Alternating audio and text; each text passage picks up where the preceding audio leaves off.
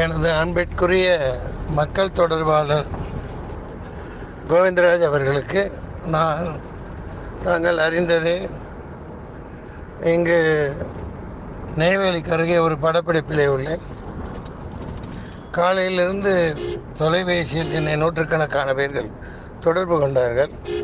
இதுபோன்று ஒரு அரசியல்வாதி என்ற பெயரில் ஒரு ஈனத்தனமான, கேவலமான, அருவருக்கத்தக்க வகையிலே என் திரைத்துறையில் உள்ள சக நடிகர்களை, சகோதரிகளை, என் பெண் குடும்பத்தாரை, எனது துறையில் உள்ளவர்கள் யார் குறை கூறினாலும் அது எங்களையும் சாரும். ஆண் வர்க்கத்திற்கும் அதில் பங்குண்டு. நான் முன்பே பலமுறை சொல்லியிருக்கிறேன். அந்த அருவருக்கத்தக்க வகையில் பேசிய நபர் மிகவும் வருத்தப்பட வேண்டும். தவறு செய்திருக்கிறார். இந்த மாநிலத்திலே திரைத்துறையும் அரசியல்வாதிகளும் ஒருவரோடு ஒருவர் ஒரு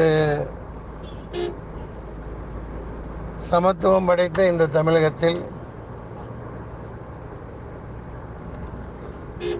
மிகவும் கீழ்த்தரமாக விமர்சனம் செய்திருப்பதை நான் கேள்விப்பட்டேன்.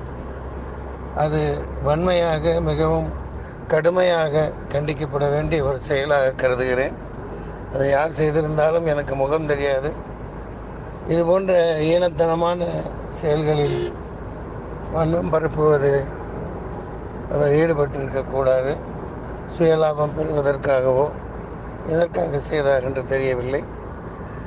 ஒரு போக்கில் அப்படியெல்லாம் ஒரு சக திரை நடிகைகளை ஒரு கேவலமான முறையில் அப்படி பேசியிருப்பது எனக்கு மிகவும் மனதை நோகச் செய்கிறது.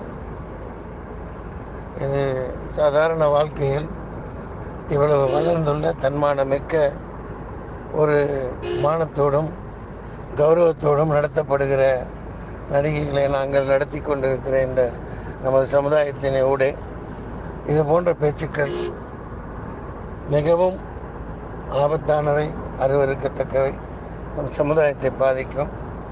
உரியவர்கள் நடவடிக்கை எடுக்குமாறு தாழ்மையுடன் கேட்டுக்கொள்கிறேன். நன்றி, வணக்கம். மன்சூர் அலிகான்.